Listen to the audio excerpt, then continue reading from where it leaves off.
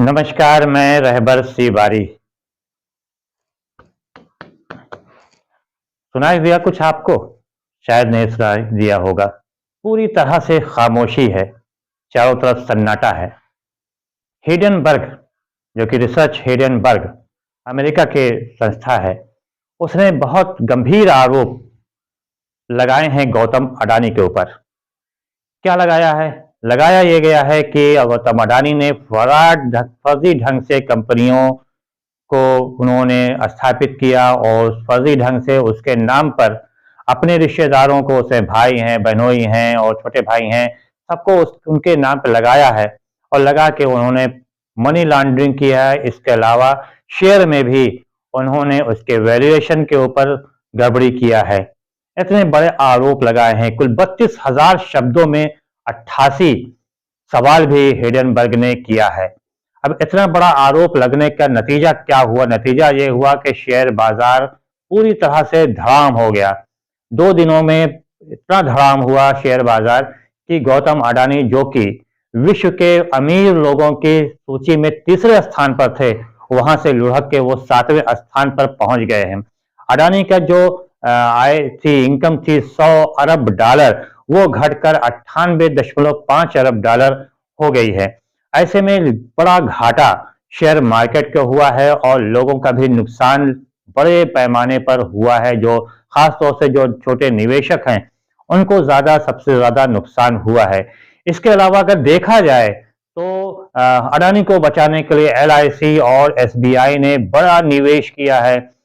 Share की market में उन्होंने निवेश किया अडानी ग्रुप के अंदर। लेकिन सवाल यह आता कि अगर ये शेयर मार्केट का गिरना इसी तरह से जारी रहा तो LIC और SBI का क्या होने वाला है? कहीं ऐसा ना हो कि इन दोनों में जो राशियां हैं वो सफाचट हो जाएं और इसका नुकसान, सबसे ज्यादा जो नुकसान होगा वो होगा मध्यम वर्ग के लोगों को। जो मध्यम परिवार है, उनके लोगों को सबसे ज्यादा नुकसान हो जाएगा। वजह यह है कि किसी तरह से अपना पेट काट कर पैसा इकट्ठा करके LIC में लगाते हैं, अपना भविष्य उज्जवल करने के लिए, भविष्य को बचाने के लिए बीमा करा रहे हैं। और अगर नुकसान हुआ, अगर शेयर मार्केट और भी अभी लुढ़का और ज्यादा परेशानियां आई, तो इन छोटे निवेशकों को सबसे तगड़ा झटका लगेगा।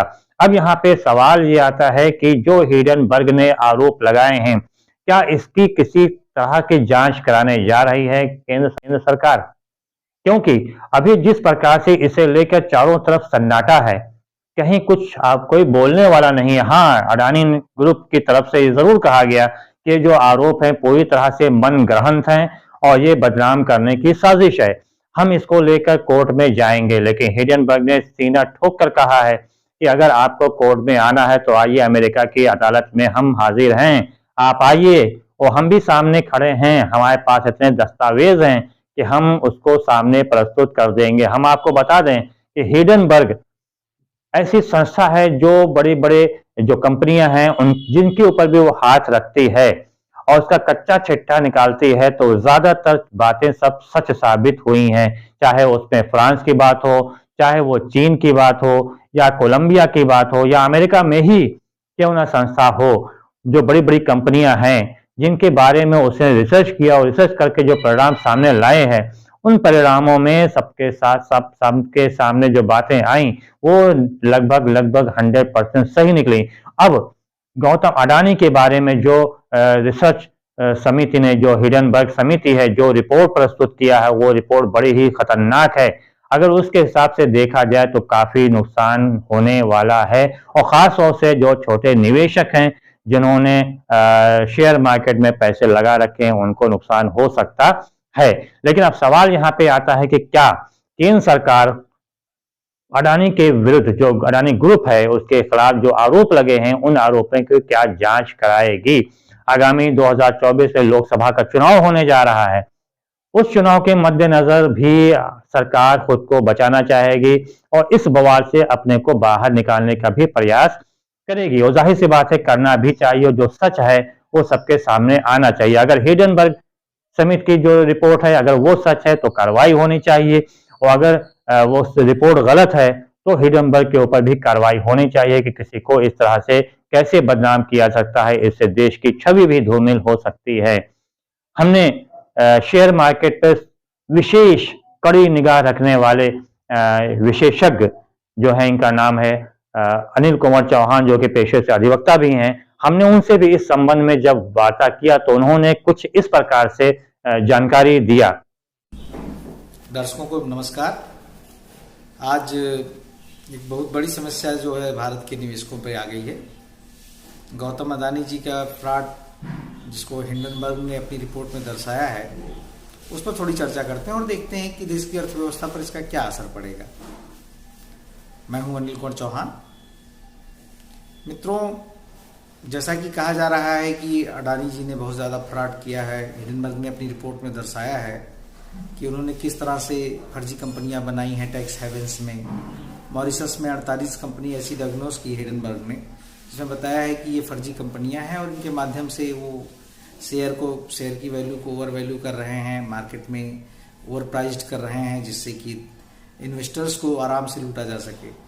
अब इसमें कितनी सच्चाई है, इसको अभी कहना थोड़ी जल्दबाजी होगी, लेकिन सरकार को इस पर कोई एक कमेटी बैठा करके इस पर प्रॉपर रिपोर्ट करनी चाहिए, क्योंकि हिंडनबर्ग की रिपोर्ट का असर इतना ज़्यादा है मार्केट पर कि पिछले 2 दिनों के अंदर अदानी जी, जो कि दुनिया के पहले नंबर के अमीर थे, अभी वो 7वें नंबर के अमीर हो गए हैं और 2 दिनों में निवेशकों का 4 लाख रुपए डूब गया है। तो अभी मैं ये सलाह दूंगा छोटे निवेशकों को कि अदानी जी के शेयरों से, अदानी ग्रुप के शेयरों से दूरी बना के रखें, जब तक कि शेयर एक प्रॉपर एक लेवल ना बना लें। एक डाउन साइड में उनका एक लेवल आ जाएगा, उसके बाद तब फिर आप बाइंग कर सकते हैं, अगर सारी रिपोर्ट पॉजिटिव आती है। अगर रिपोर्ट में कोई निगेटिविटी है तो आप दूर रहें तो ज़्यादा अच्छा रहेगा। लेकिन हिंडनबर्ग जो है वो शॉर्ट सेलिंग करता है, इसलिए भारतीय कई ब्रोकर हाउसेज ने ये बोला है कि हिंडनबर्ग की रिपोर्ट फर्जी हो सकती है, क्योंकि डाउन साइड में उनको लाभ होगा अगर शेयर जितने गिरेंगे।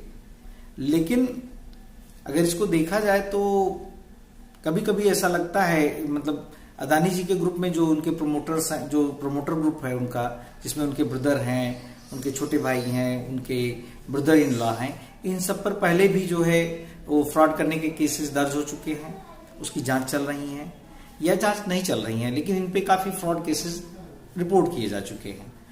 तो अभी ये कहना कि इसका मतलब सारी चीज़ें सही हैं, ये भी जल्दबाजी होगी, और ये भी कहना कि सारी चीज़ें गलत हैं, ये भी जल्दबाजी होगी।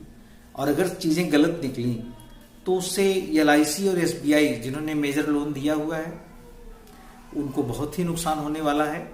और उससे बहुत ज़्यादा, खैर मतलब एक रिपोर्ट और भी कहती है कि उससे बहुत ज़्यादा बैंकों में डाउन साइड नहीं आएगा। उसका कारण है कि इनके पास इतनी एसेट है कि जिसको बेच करके बैंक अपनी रिकवरी कर सकते हैं, फिर भी नुकसान तो होगा।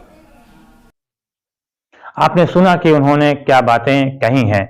बहरहाल ये तो आने वाला अब समय बताएगा क्या होना, क्योंकि सोमवार को जब एक बार फिर से शेयर बाजार खुलेगा, अब उसमें देखना ये होगा कि देखने वाली बात होगी कि किस प्रकार से शेयर मार्केट पे किसी तरह का कोई प्रभाव 2 दिन के बाद, मतलब आज रविवार के अवकाश के बाद सोमवार को खुल रहा है, तो क्या कोई धाम होता है या फिर शेयर मार्केट में कुछ रुकावट आती है और सही तरीके से शेयर मार्केट चल रहा है। अगर शेयर मार्केट सही तरीके से चलेगा तो जाहिर बात है इसका किसी प्रकार का कोई प्रभाव होने वाला नहीं है। लेकिन अगर शेयर मार्केट एक बार फिर से धड़ाम होता है तो इसका सीधा इफेक्ट जो पड़ेगा वो छोटे निवेशकों को पड़ेगा, खासतौर से SBI और LIC पर भी पड़ने वाला है। लेकिन अब यहाँ पर जरूरत इस बात की है कि इसके ऊपर कार्रवाई होनी चाहिए, विशेष तौर पे टीम के गठित किया जाए और उच्च स्तरीय टीम गठन कर इसकी जांच कराई जाए। लेकिन सबसे बड़ा सवाल यह है कि छोटी छोटी बातों पर धूम धड़ाक मचाने वाली ये गोदी मीडिया जो है ये बिल्कुल चुप्पी साधे हुए है, कहीं से भी इसके ऊपर कोई बहस नहीं हो रही, किसी तरह का कोई डिबेट नहीं हो रहा है, वो होना भी नहीं चाहिए। जाहिर सी बात है कि अगर होगा तो और भी ज्यादा मामले उभर कर सामने आएंगे। बहरहाल अब पाला जो है, गेंद जो है वो केंद्र सरकार के पाले में है, क्योंकि ये शुरुआत से होता आ रहा है कि कारपोरेट का केंद्र सरकार से बहुत करीबी है, खासतौर से प्रधानमंत्री से बहुत ही करीबी रिश्ता है। लेकिन अब यहाँ पर अगर केंद्र सरकार को खुद को साफ सुथरा साबित करना है तो ये कमेटी की गठन करना होगा और कमेटी का गठन कर कार्रवाई, जो भी उचित कार्रवाई हो वो होनी चाहिए, ताकि निवेशकों का जो भरोसा है शेयर मार्केट के ऊपर वो भरोसा कायम रहे। वरना अगर ये भरोसा टूट जाएगा तो जाहिर सी बात है इसका सीधा असर देश की अर्थव्यवस्था पर पड़ेगा और पड़ना लाजम है, जिसका सीधा नुकसान जो मध्यम वर्ग है और आर्थिक रूप से कमजोर हैं इनके ऊपर पड़ने वाला है। बहरहाल ये तो आने वाला समय बताएगा कि क्या होने वाला है। ये सोमवार को सुबह 10 बजे से निगाह रखनी होगी शेयर मार्केट पे कि क्या होने वाला है, और शाम तक पूरी स्थिति साफ हो जाएगी कि आने वाले दिनों में क्या स्थिति होने जा रही है। दोस्तों बहुत बहुत धन्यवाद। जय हिंद, जय भारत।